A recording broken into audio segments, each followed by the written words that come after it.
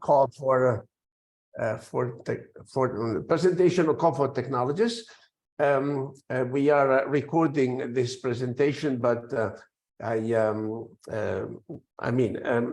it will only be myself speaking. When there will be questions, we will stop at the registration, the recording.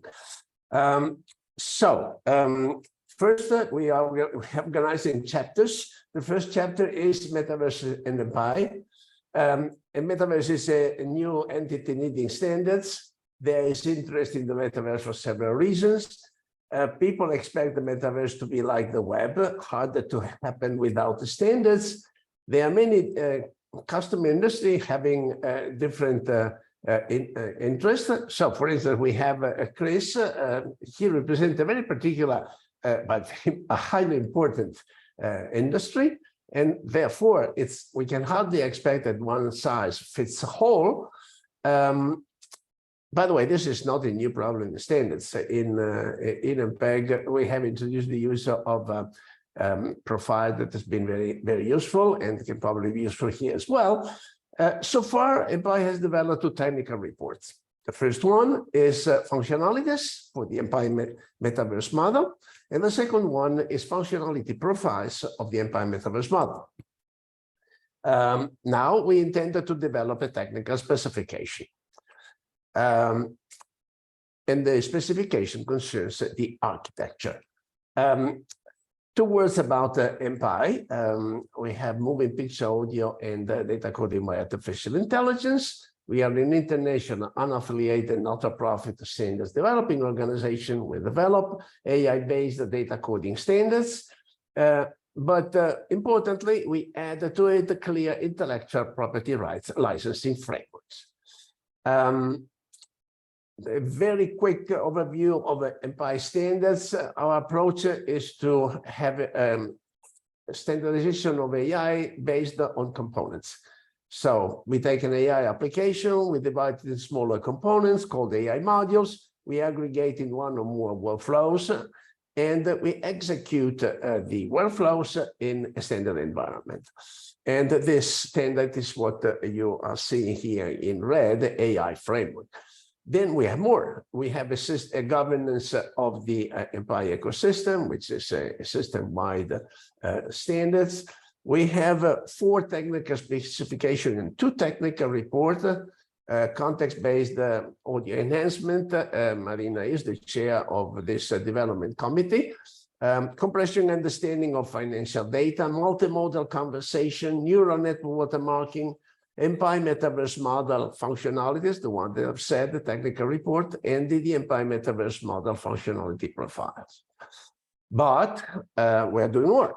We are extending the AI framework and multimodal conversation. We have already extended the content-based audio enhancement, and we are currently developing avatar representation and animation in the MPAI Metaverse model architecture, which is what we should be talking about today. We also have 6 exploratory activities in XR venues: AI health, connected autonomous vehicles, server-based predictive multiplayer gaming, AI-based end-to-end video coding, and AI-enhanced video coding. One more. MPAI technical specification have been adopted as a EEE standard that has been done for the AI framework, the context-based audio enhancement, multimodal conversation, and the financial one. And right now, we have a meeting of the EEE working group, which is in charge of adopting this neural network watermarking standard. So let's go into what is the business today. So we're talking about the MPAI Metaverse model. So what is this? It's the name on MPAI project addressing Metaverse interoperability standards. We developed this project along a roadmap. 2 steps have been already done. We have one which is underway, but it is in italic because it's not completed. After that, we plan to develop the table of contents, not the standard, but the table of contents of a potential metaverse standards And then we wanted to try and see, using the table of contents, how our technologies, not all of them, but quite a few of them, can map in this table of content. Because we have Hossein here from METU in Ankara,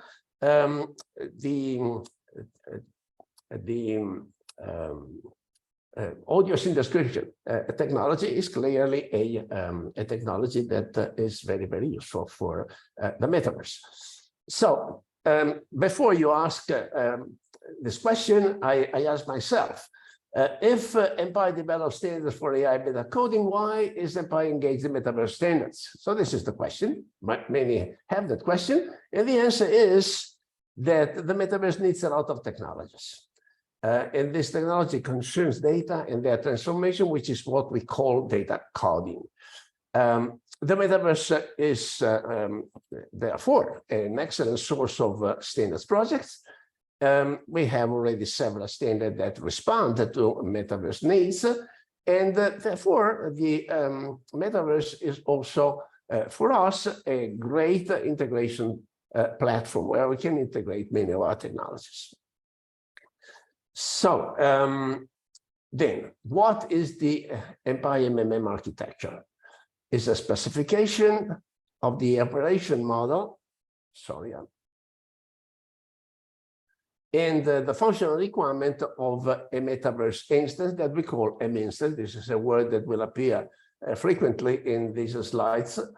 This metaverse architecture should be agnostic of, I mean, it is an architecture, so it's not a specification of a metaverse instance. It is an architecture. So it should be agnostic of the type of architecture. So we don't say whether it's centralized or decentralized. We do not assume any identification technology, but of course, object needs to be identified. No security technology, but of course, the metaverse must be secure. Network technology, in the sense that the network should carry the bits where they are needed at the time they are needed, with the delay that should not exceed a certain value. And finally, no data formats. But we want to say what are the functional requirements of the data format. This is the major part of what we are saying today. So every time you do something in a new world, you have to study, okay, who's going to use the standard? So we have done a pretty thorough effort. In the first technical report, we have analyzed 18 metaverse application areas. So you see here quite a few. And then we have singled out 11 use cases, and we have analyzed them in details step by step. Then we have done something more, but you will see at the end of my presentation, and you will understand why. So we said that we wanted to specify how the metaverse model operates. And to do that, we need some definitions. One is process. This is quite a fundamental element. It's programming metadata that is executed in a metaverse instance, and its goal is to perform actions on items. What is an item is a functionality that the metaverse instance supports. And what is an item? Item is data and metadata that are supported by the M-instance. So we have, of course, item is very general. It comprises any types of data that is in the metaverse, but in order to understand us better, it's useful to say when an entity is perceptible, when an item is perceptible, and we call that entity, and when an item can be transacted, and in that case, we call it asset. Then we said metadata, but metadata may include rights. And the rights define the ability of a process to perform actions on items. Finally, we need the data types. These are just data that are referenced by actions and items. For instance, you have an amount in a currency. We have a time. We have the coordinate in a space. All these are data types. Let's go more in depth by analyzing this very useful notion of process. We have several types of processes. One is user. So a user is a process that represents a human. So this is pretty fundamental point. I will have a figure that illustrates more, and it may be rendered, but not necessarily it is rendered as a model, and we call it a persona that is animated by a stream generated by a location in the real world. We call it U location, U as universe, or it can be animated as by an autonomous agent. So they are all cases of users that are rendered as as persona. It can also be an object rendered the human. So you can have, I mean, it's not practical today yet, but LiDAR can capture a human, can capture an object, and the object can be reproduced in the metaverse as a point cloud. Another point to note is that a user does not have just a persona. It can have many. And the human need not have just a user. It can have many. It can as many as it needs, and of course, depending on the policy of the metaverse instance. We have a second type of process, which is a device. Of course, we are not interested in the items of the device. We are interested in what runs on it. So the purpose of a device is to connect a user in the metaverse to a human or a location in the universe. It captures a scene as media. So you have a scene, it's captured by a device, by a sensor, and it is converted into media. Then it provides media as data and metadata when it is connected to, when it connects a U location to an M location. M location is, of course, a location in the metaverse. Then the second case, it receives an entity. So we are now moving from the metaverse to the universe. So the device receives an entity and renders it as media. And of course, with a spatial attitude. We are not there yet, but once we have holographic or other similar rendering technologies, you cannot just have, say, an entity, an object. You have to also to give the spatial attitude with which it is rendered. Let me go more.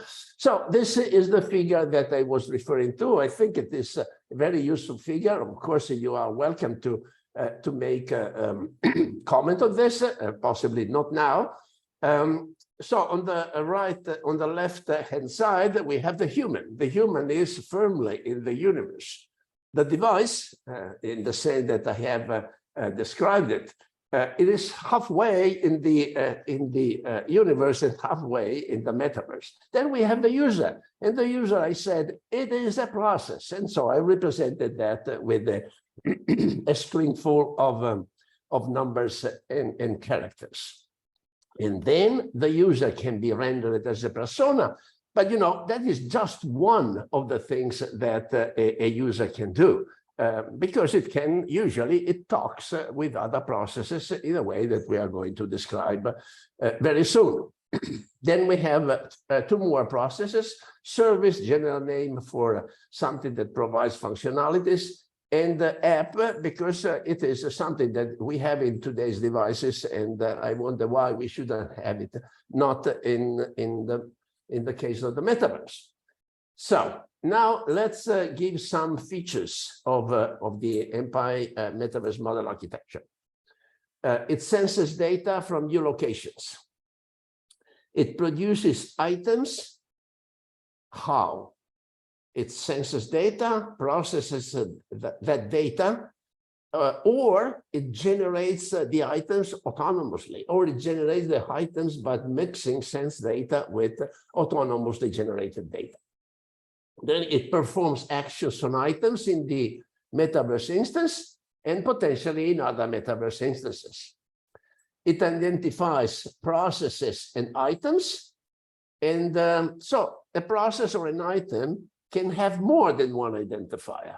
It must have at least one, but it can have more than one, and each of them uniquely refers to that specific process or item.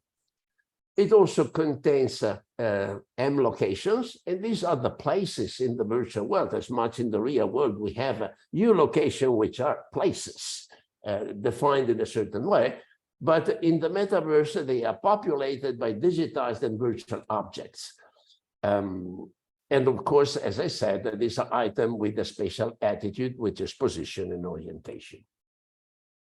The architecture may make available information regarding its capabilities. Important, it establishes rules. I mean, that is the reality today when you visit a website that the human users in the M instance shall comply with. But please note the fact that we are saying that in the metaverse, it is the user that has to comply with. Then, of course, the user represents the human, so the human cannot call him or herself out of the story because it is firmly connected to the user. But everything is centered on what the user can do. Then it affects U location or M location in ways that are consistent with the goal set for the metaverse instance. Every metaverse instance has a goal, and therefore what is done there should be consistent. Then it should within the capabilities and the rules of the metaverse instance, and of course in general should be in accordance with applicable laws and regulations. Finally, we have two more points. The architecture will require registration for use. So, and please read what 9.1, because here we say that when a human registers because they wanted to deploy one or more of their devices, of their users, and their personae. So this is the purpose for registration. Then an M instance typically will request a subset of the personal profile. This is an item that is defined in here of the registering human. And finally, it may penalize a user because it did not comply with the rules. So this is a more complicated figure than the one that I have shown before, but it says exactly the same thing. So here you have, for instance, human 2 that has 2 devices. It is connected with the metaverse with 2 devices. This device 2.2 is connected with user 2.2, and this is connected, not connected, but it is rendered as persona 2.2.1. And so we have something similar also for objects, but I don't want to stay more on this. But now we are going to study what a process is. What is this beast? A process performs actions on items, but it does that only if it has the right to do it. And that's not guaranteed. It can make available information about its capabilities, can perform itself, or can request another process to perform action on items, even if there are no rights, because the rules don't require rights. I don't think it is a practical situation, but you know, we wanted to have that explicitly mentioned. And then, so how can a process talk to another process? How can the process request another process to do something? Well, we have a standard format, nothing strange. It's a JSON thing. So this item is this request action is transmitted to another process when requesting the other process to perform actions on items.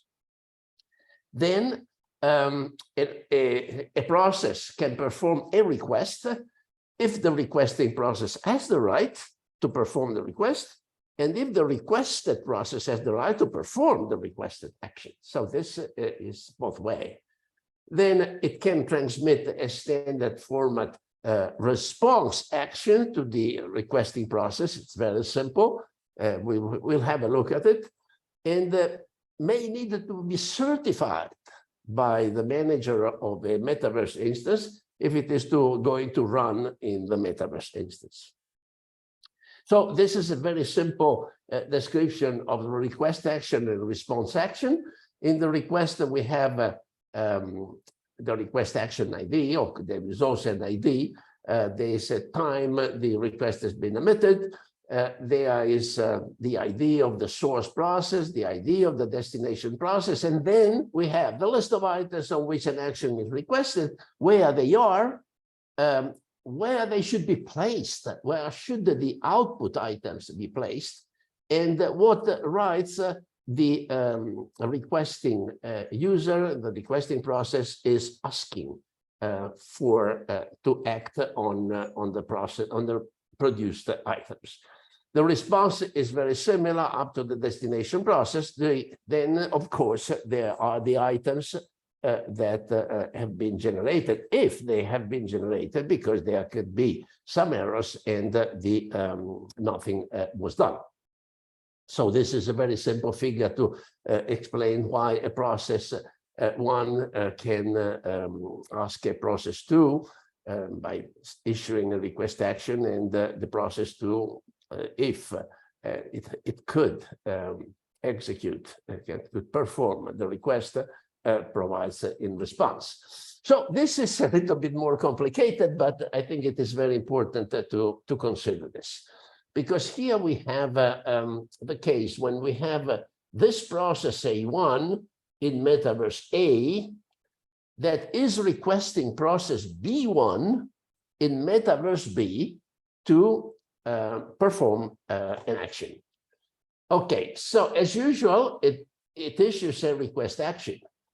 But this request action is first gated by resolution service A, which is in charge of talking with Metaverse outside the Metaverse A.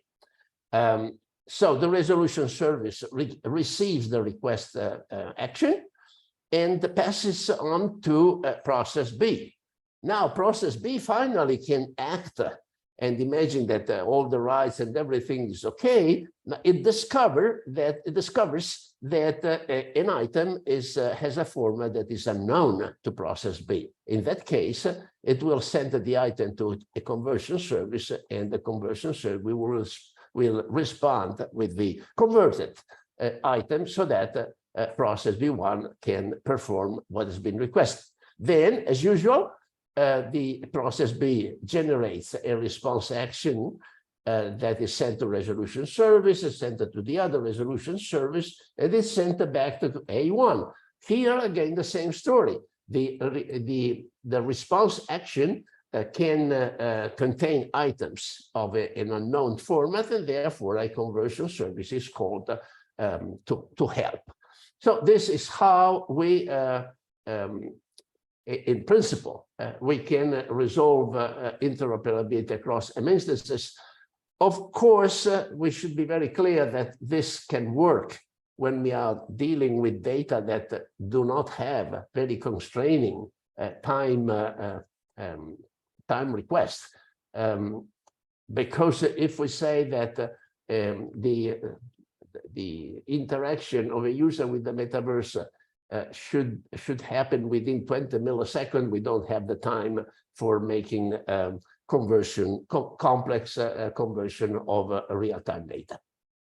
Okay, so now we are going to what is the real meat of this presentation. Before, it was just describing the context. Now we are going to say, okay, what are these actions? So we have put it together I think we have about 30 actions that we have identified. So here we have the name of the actions and a very short version of the functional requirements. So it means what it means to registers with the NM instance, what it means to change the rights of a process, what it means to hide an item, which means to disable access to it, what it means to authenticate, say, a speech that that the user is hearing, and to confirm that that speech comes indeed from the person that it says it generates it, from the person, I'm sorry, from the user generates it.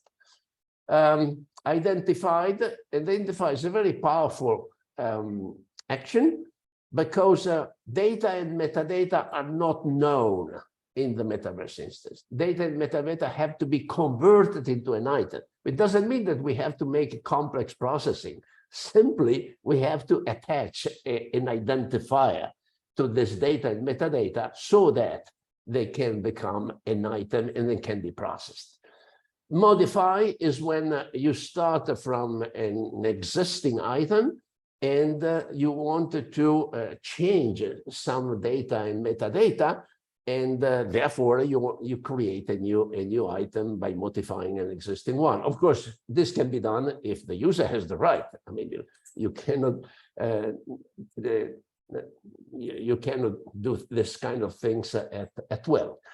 Then we have the conversion of an item. This is what we have described a minute ago. And then we have the action of verifying that a process has the right to make a particular action. Then we have the request to perform an item, the response to a request, and then we have the execution of a contract.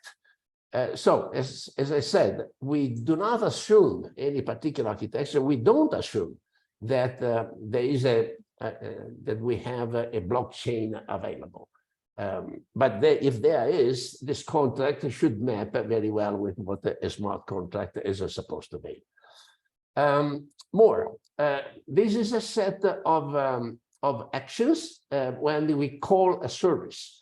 The first one is we wanted to create some content, an item. So we call the action is author. We want to discover items like we do today on the web. We want to get information about an item.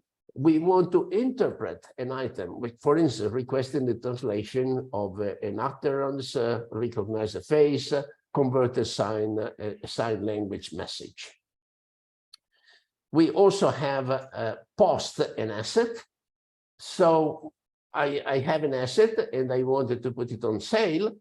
So I can decide to post it to a marketplace. But the marketplace is a service. Also, transaction, the transaction of an asset. Again, this is a quite complicated thing, but I have no time to explain all the details here. Then we have the request of a resolution service to have to perform this connection between two different metaverses. Then we have some action that are interesting because they map into something that we can feel. So we have an action that is MMM. First of all, what is MM? MM is a prefix. The first M means that the source is in the metaverse, and the second M means that the source is also in the metaverse.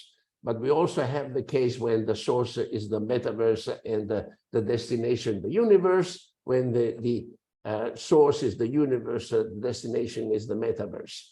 So we have these three cases that are distinguished by this prefix. So here we are simply putting an object, an entity at a particular place and location, but we don't want other people to perceive it. Because, say, I am just preparing a scene, I am preparing a concert for a concert, and they needed to have the freedom of putting things here and there without people being able to see it. Then what if everything is ready? Okay, now I can make it perceptible. And the MMM-enable is the action that does that. If we want to have in one stroke MMM-enable, we use MMM-embed. And when we decide to stop making the entity perceptible, then we call MM-disable that it inhibits users to see, because say the event is over and now I have to dismantle it. So again, keeping things entirely in the metaverse, we have the animation of a model in case I'm using an autonomous agent, and the animation of a model using a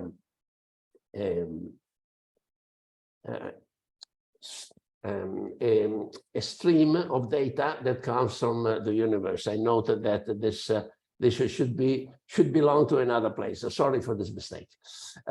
Then we have simply this MM-send that is something that enables a process to exchange items.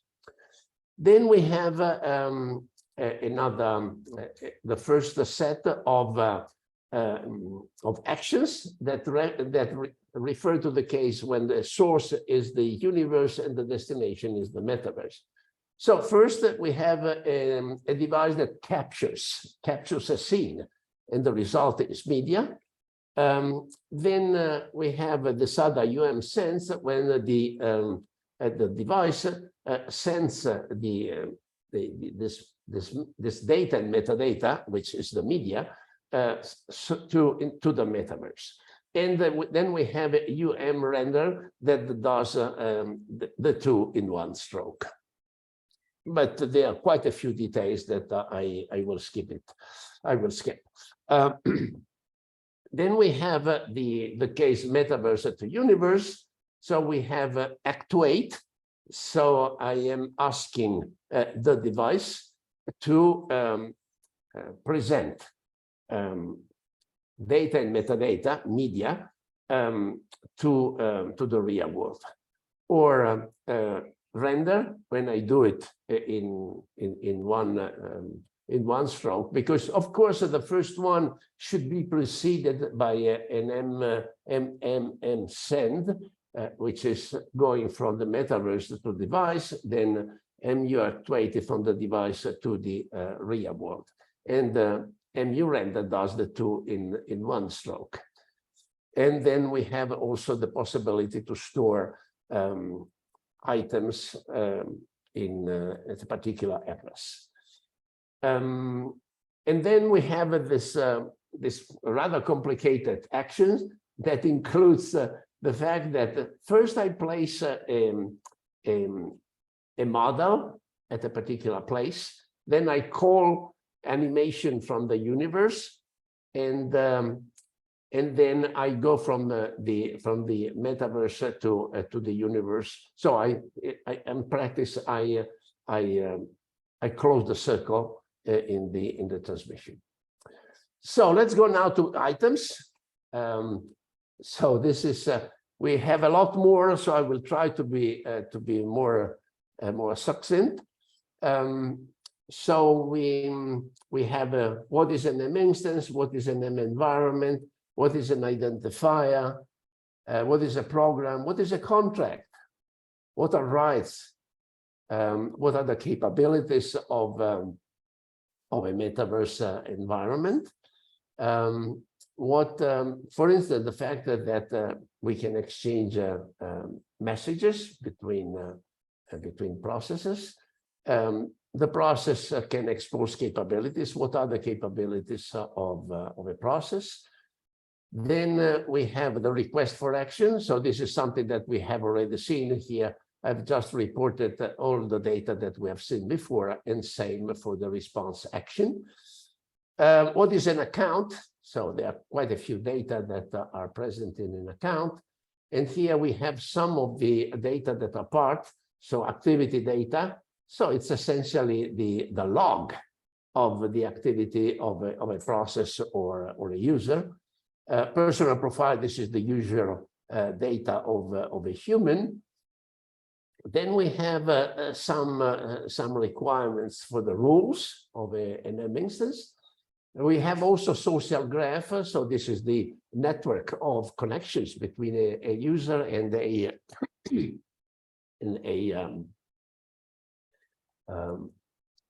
process, items, and so on.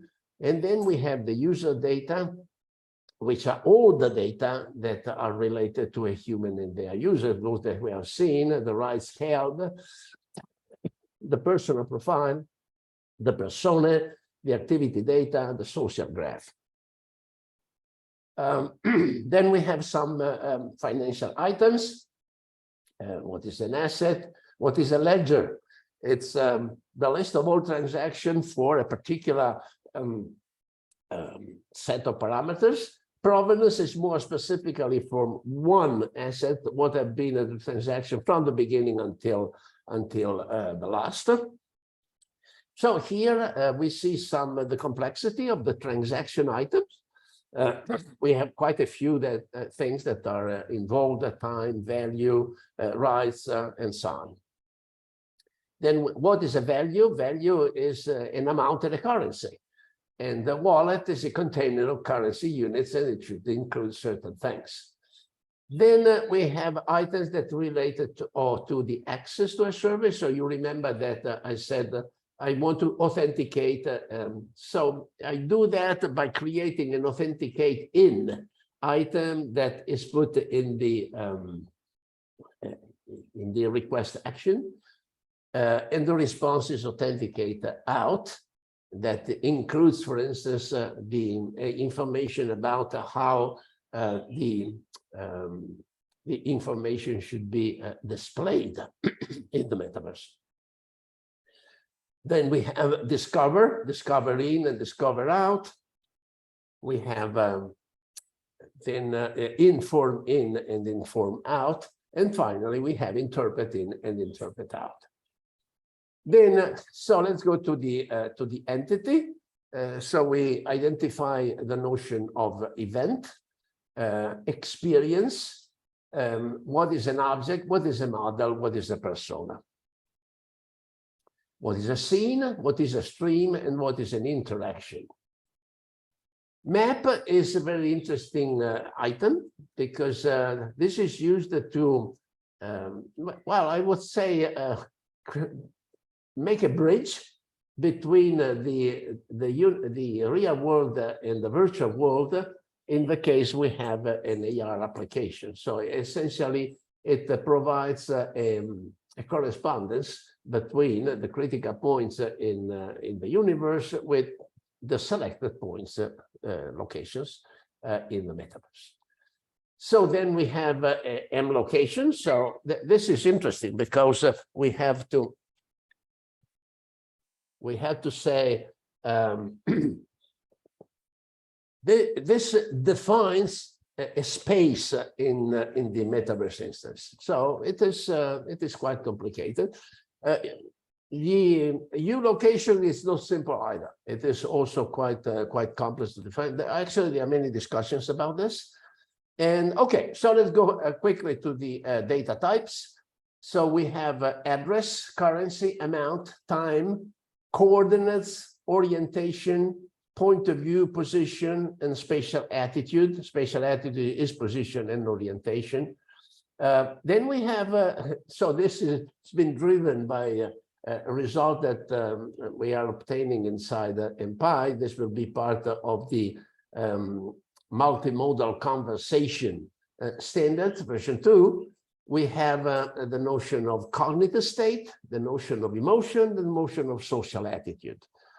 Personal state is the combination of all things. It's quite complex item, but we believe that putting this human-like entities inside the metaverse is very useful. Okay, so now I would like to make a very short presentation of something that we are proud because the goal was to close the circle. So we started from use cases, then we have defined an operation of the metaverse model. Then we have defined actions, items, and data types. But okay, can we check whether we have enough items and actions, especially these two, to satisfy a number of use cases? We have done the exercise for this 9 use cases: virtual lecture, virtual meeting, hybrid working, esports, a tournament, virtual performance, AR tourist guide. So we have also checked that we can support an AR application, virtual dance, virtual car showroom, and the driver connected autonomous vehicle. So this is a very interesting activity that we are having, because we have a project on connected autonomous vehicle, and the connected autonomous vehicle creates a metaverse instance. And so the idea is, how do we connect the metaverse instances, one connected autonomous vehicle with another, and how we connect it with other metaverse instances. So I'm not going to explain in detail because time is really running, but this is just to show you the case of virtual dance. So here we have a teacher, we have a student 1, and we have a student 2. So the teacher essentially tracks, if you remember, is when you put a persona somewhere and you create a direct correspondence with the universe. So this is done, but now this teacher embeds the persona in the classroom. And then it animates another persona, which is an autonomous agent. So here, just to explain, we have here we only have one user, but we have several personas. Then we have a student 1, does the same, but it has to pay in order to attend the lecture. And then it embeds its persona in the classroom. But it disables its persona at home, because that should no longer be seen. And then exchanges a message, a vocal message, or this A stands for audio, with the assistant, this autonomous agent. Okay, I will stop here, but this is just to see this,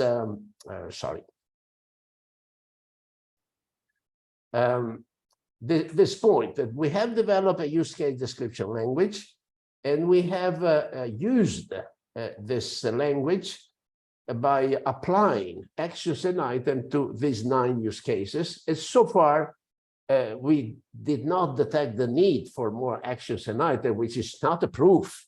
And existence proof that we do not need more actions and items. For sure, we will need more.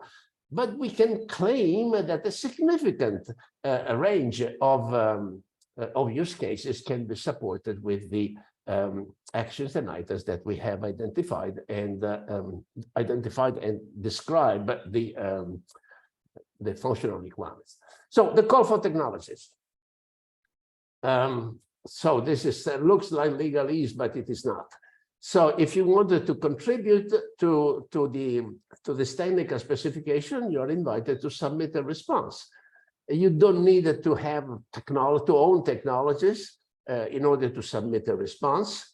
But if you own technologies, then you are required to eventually license their technology according to the framework license. I will say more about this if your technologies are selected by MPAI for possible modification and inclusion in the specification. If you are not an MPAI member, you shall join MPAI to participate in the development of the specification. And if you own a technology that has been accepted because you have made a submission and you don't join MPAI, then you lose the opportunity to have your technologies in the specification. What do we call? We call comments on, modification of, and additions to the use cases. If you have other use cases, please, please, please.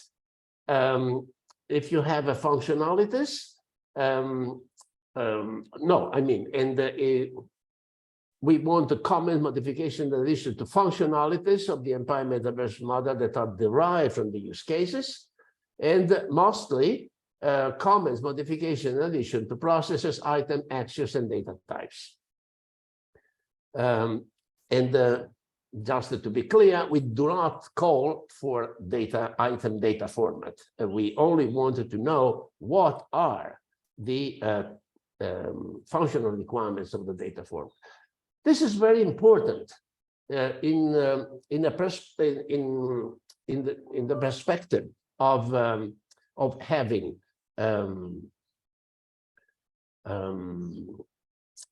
this interoperability between metaverses. Because we say, okay, we make a conversion. That's not necessarily possible in some cases, because you may have an item that has more functionality than the item that is needed in the other metaverses. In that case, you will lose it, this part.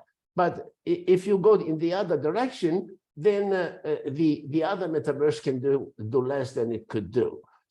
The conclusion is that it is important to first identify the functional requirements of the data of the items instead of going straight into technology selection.